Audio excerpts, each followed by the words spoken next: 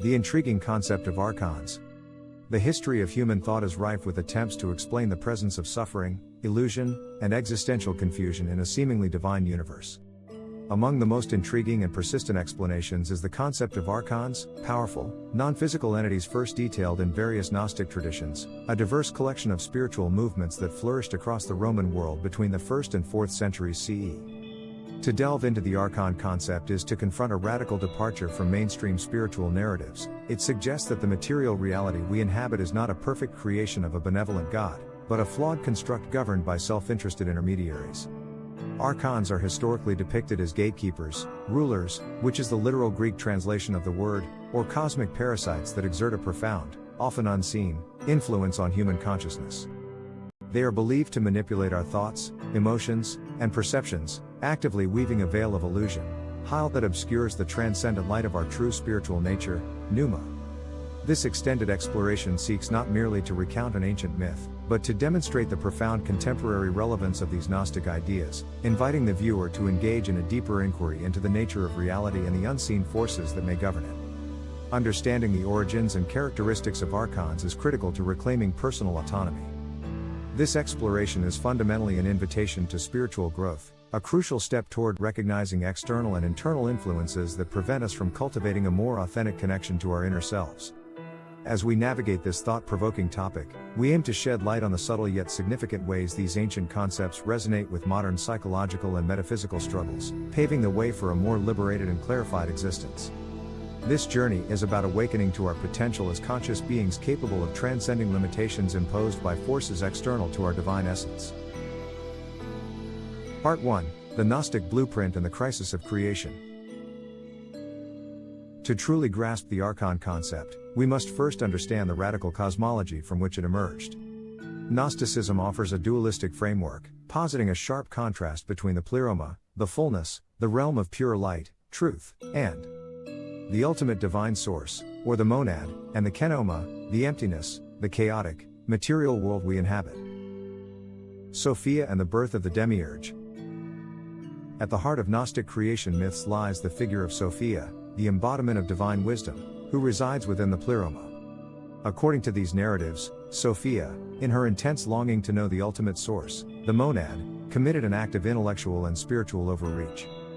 This desire led her to prematurely attempt creation without the consent or completion of her spiritual counterpart. This error or passion, pados, resulted not in a divine being, but in the inadvertent, imperfect birth of Yaldabaoth, the Demiurge. Yaldabaoth is a flawed, ignorant, and arrogant deity, often depicted with the head of a lion and the body of a serpent. Emerging outside the pleroma, he lacked the true light and wisdom of the higher realms. In his blindness, he believed himself to be the sole, ultimate creator. I am God, and there is no other God beside me. The Archons, agents of the flawed creator. Yaldabaoth, the counterfeit god, then created the Archons, his agents to serve as the rulers, or Archons, of the 7 planetary spheres, the hebdomad, and of the material world itself. These entities were tasked with maintaining control over this flawed creation and, critically, over the divine sparks, pneuma, trapped within human souls. The Archons are thus defined as cosmic parasites and gatekeepers. They are positioned to perpetuate a state of spiritual ignorance among humanity, ensuring individuals remain oblivious to their true origin in the pleroma. The Archonic hierarchy is an administrative system of cosmic control, representing the forces that keep humanity ensnared in a cycle of suffering, rebirth, and illusion. The implications of this are staggering. Humanity exists within a constructed reality. A prison world created not by a benevolent deity, but by a blind, tyrannical entity and his non-physical servants. Part 2: The Archonic Mechanism, Manipulation and Energy Harvesting. The Gnostic texts, particularly the Nag Hammadi library, such as the Hypostasis of the Archons and the Apocryphon of John, describe the Archons as operating primarily in the mental and astral realms, distinct from the physical dimension but exerting direct influence upon it. The tools of mental and emotional control. The Archons manipulate the collective consciousness by orchestrating a pervasive atmosphere of fear, doubt, and confusion. This influence is insidious, working through internal and external channels, negative thought patterns. They infiltrate the minds of individuals, implanting limiting beliefs, self-doubt, and persistent inner critiques that constantly undermine personal worth and capability. This internal dialogue creates a self-fulfilling prophecy of despair. Materialism and distraction. The Archons promote the idea that fulfillment is solely found in the physical and material world. They use distraction as a primary weapon, inundating human beings with trivial information, shallow entertainment, and endless consumeristic desires. This effectively diverts attention away from meaningful introspection and spiritual pursuit. The fostering of separation. By exploiting vulnerabilities inherent in human nature such as anger, jealousy, and social comparison, Archons create division and conflict among individuals, communities, and nations. This fragmentation weakens the collective human spirit and prevents the necessary unity required to recognize and transcend their influence. Harvesting energy. The concept of Loosh. One of the most chilling aspects of the Archon mythology is the idea that these entities thrive on negative energy. This concept, sometimes referred to in contemporary metaphysical terms as Loosh, suggests that human suffering, emotional turmoil, and chaos are not merely unfortunate byproducts of existence, but a vital food source for these parasitic entities. Every instance of fear, violence, despair, hatred, and unreleased pain generates a specific energetic frequency upon which the Archons are believed to feed.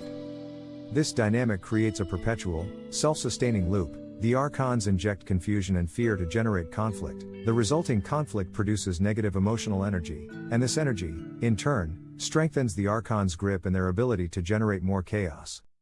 To break this cycle, the Gnostics emphasize that emotional mastery and non-reaction are essential, as refusing to generate the necessary energetic food is the ultimate act of defiance.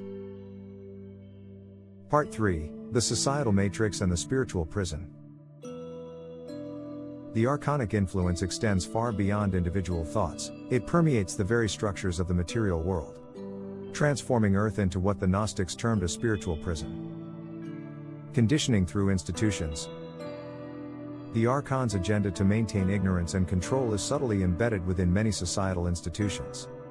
These structures often perpetuate narratives and systems that align with the agenda of the Demiurge, prioritizing conformity over critical thought. Education systems often emphasize rote memorization and compliance, discouraging radical questioning of the status quo and promoting acceptance of external authority, thereby stifling the individual's inherent Gnostic spark. Media and narratives. Media outlets frequently utilize sensationalism, fear-based reporting, and divisive narratives. This constant barrage of anxiety-inducing or trivial information ensures the collective mind remains agitated, distracted, and polarized, making spiritual clarity nearly impossible. Political systems. Manufactured ideological conflicts and power struggles frequently pit humans against each other over manufactured differences, perfectly serving the Archonic goal of division and energy extraction. The illusion of linear time and the veil of amnesia. The Archons are also believed to be masters of creating limiting perceptions, chief among them the rigid construction of linear time. This relentless focus on past regrets and future anxieties keeps the human mind tethered to the material cycle of suffering, preventing the soul from fully inhabiting the eternal. Present the gateway to the pleroma. Furthermore, a critical Archonic function is the enforcement of amnesia between lifetimes. According to some Gnostic and related esoteric teachings, Archons guard the gates of reincarnation, ensuring that the soul, upon entering a new material vessel, forgets its divine origin, its past life lessons, and its ultimate spiritual purpose. This perpetual resetting of knowledge ensures that the individual must start the journey of discovery over and over again, reinforcing the illusion of the matrix. The cumulative effect is a world where people are conditioned to accept their reality as definitive, missing the deeper truths and believing their existence is confined solely to the material dimension. This manipulation of identity leads to conformity, as individuals pursue goals and desires that resonate with societal expectations rather than their authentic spiritual essence. Part 4: Gnosis, the reclamation of the divine spark. The Gnostic tradition, however, does not leave humanity in despair. It provides a radical path to liberation rooted in the concept of Gnosis, direct, experiential knowledge of the divine that transcends intellectual understanding, pistis or mere faith. Gnosis is the awakening to the deeper truths of existence and the recognition of the divine spark, pneuma, residing within. Cultivating inner awareness and discernment.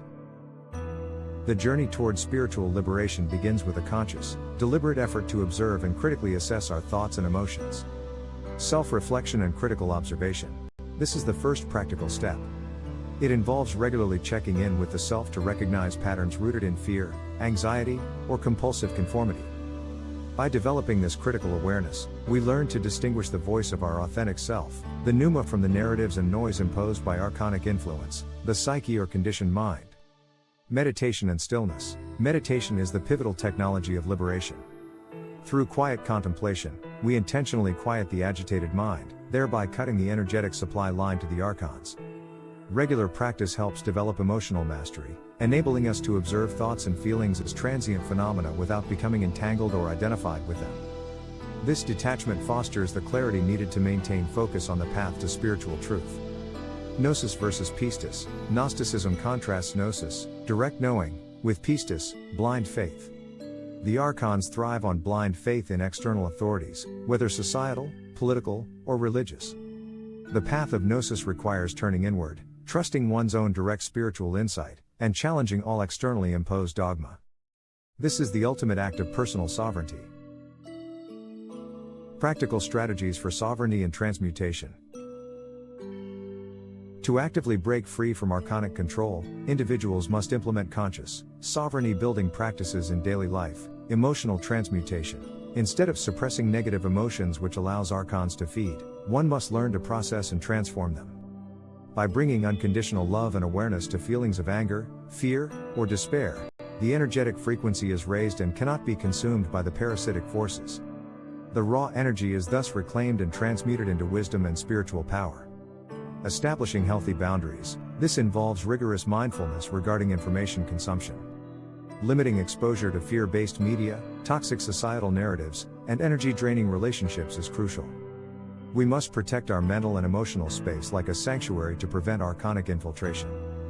Grounding and presence. Practices like breathwork, mindfulness, and physical exercise help anchor consciousness firmly in the present moment.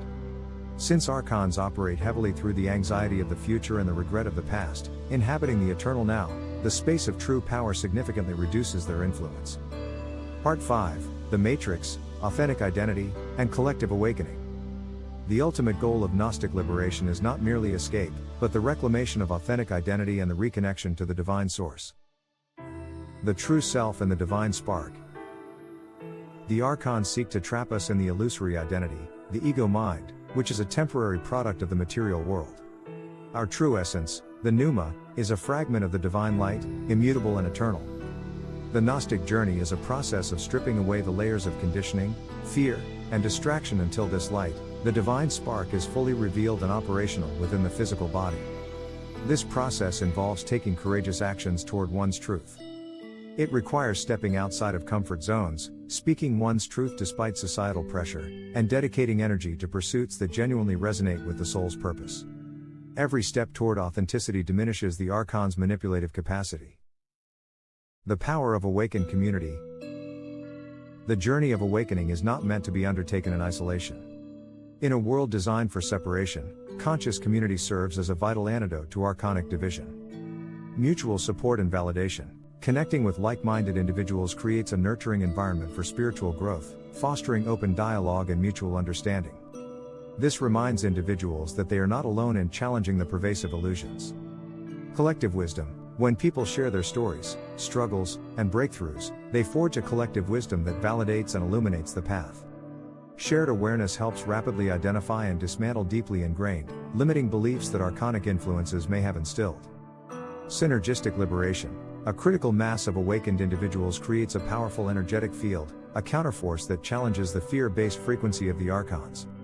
Collective commitment to awareness amplifies each individual's journey, paving the way for a planetary shift in consciousness beyond the Demiurge's flawed creation. Conclusion. Embracing the liberated existence. The ancient concept of Archons provides a timeless framework for understanding the nature of control, illusion, and spiritual struggle.